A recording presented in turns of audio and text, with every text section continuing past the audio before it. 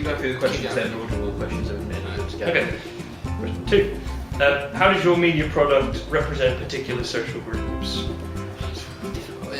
I think it's quite difficult because there's not a specific type of social group like that's common that our media product actually targets. You know, I think the closest you can draw it down to really is perhaps people who are very, very mentally ill, and also perhaps detectives, maybe people who investigate crime. I don't think you really draw it down to much else. Maybe slightly stuff like domestic abuse as well, because of the whole wife being killed thing by the husband. You got anything to say? I don't. Well, you could talk about the sort of the classes, whereas the detectives wearing suits, they are very formal, so they could be an upper class, whereas the character Steve McManaman, he's sort of in a sort of jeans, scruffy jeans, and a shirt, so that could symbolise like the lower classes. And obviously, what we said about the psychological.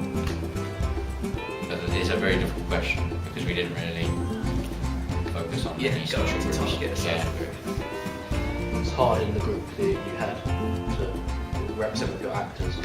Yeah. And so in introduction. Yeah. How does your media product present particular social groups? Well, it's quite a niche social group that we focus on, and it's it's detectives, white male detectives. Well dressed, they look quite sharp, presentable. Both got a suit and tie on. Yeah. One of the things that was brought up to us was that they were white, and there was we didn't include a African American person, an African American detective. The point is that it's typical to assume that detectives are, because they're most predominantly shown in the media as being white, middle-aged men. As we looked at, what was it called? We looked at a piece of footage. It was the immigration officers. Yeah, we did. Oh, what, in Hotel Babylon? Hotel Babylon, yeah. That we looked about some stuff about social class in that. The same as ours, really. White males dressed in suits. And one of the things one of the shows that we took massive influence from was True Detective, HBO. Doesn't even look like Matthew McConaughey. There's Woody Harrelson in the background. That show is just, it's more evidence to support the fact that most detectives in the media are portrayed as being white, middle-aged men. Rather well educated, rather than middle class, upper class. We didn't really. It's not really an upper class. No. We didn't hear them speak really. We just saw them walking over. So you couldn't really get into the character. We tried to show as much as we could though in their walk. Louis spent a long time trying to master his walk and stuff because he kept falling over the log. Yeah.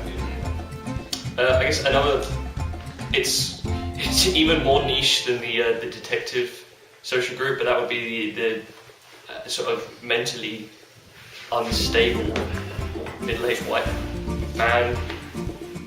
It's becoming more common in most media outlets, but you think when you think murderer, when you think a TV show and there's a murderer in it, you think shows like Dexter, because it's kind of a counter stereotype, because it's a middle-class, middle-aged white guy who moonlights as a serial killer.